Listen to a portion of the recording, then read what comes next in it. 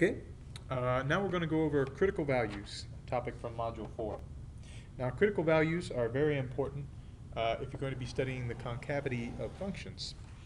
But before you can study the concavity around a critical value, you first have to know how to solve for the critical value.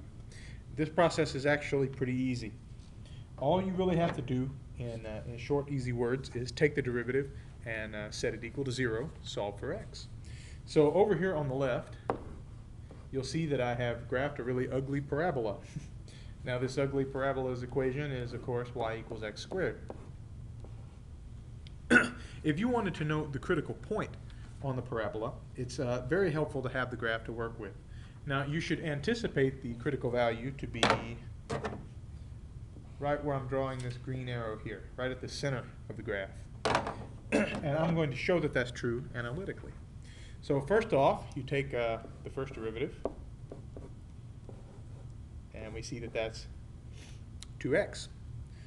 Now to find the critical value, we set that equal to 0.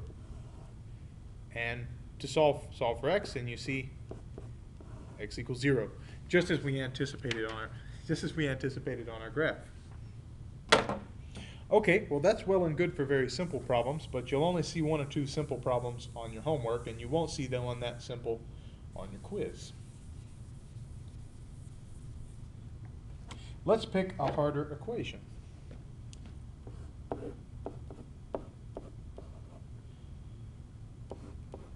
Now we're going to go with a cubic polynomial here, but we could have picked anything, a trig function, anything you know how to take the derivative of.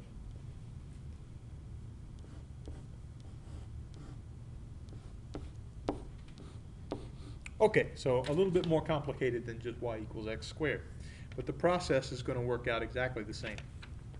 Now it would be very helpful for you if you have your TI-83 or some math graphing software at home to go ahead and graph this and look where you think the peaks and valleys of the function will be. This function is cubic, so there will also be a point of inflection. We'll get to that later. Okay, first derivative time. Now remember, you can put y prime or dy dx, it doesn't matter, it's just notation.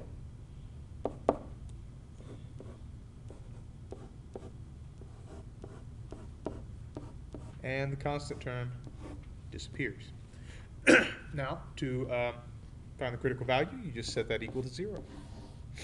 Now here, unlike in the previous case, we will have to employ factoring. Please don't forget your algebra, you will need it.